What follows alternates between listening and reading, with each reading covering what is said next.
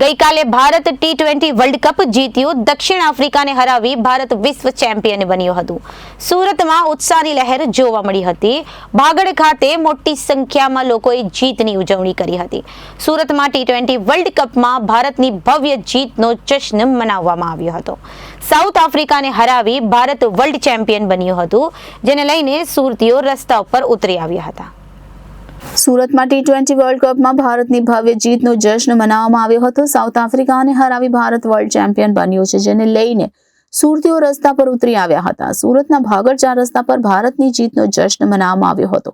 મોટી સંખ્યામાં ક્રિકેટ પ્રેમીઓ રસ્તા પર ભેગા થયા હતા. આ સાથે આતિશબાજી પણ કરવામાં આવી હતી અને ઇન્ડિયાના નારા પણ લગાવ્યા હતા. સુરત શહેર પોલીસ પણ સુરતીઓની ખુશીમાં સહભાગી થઈ હતી. આ સાથે પોલીસ સુરક્ષાનું પણ ધ્યાન રાખી રહી હતી.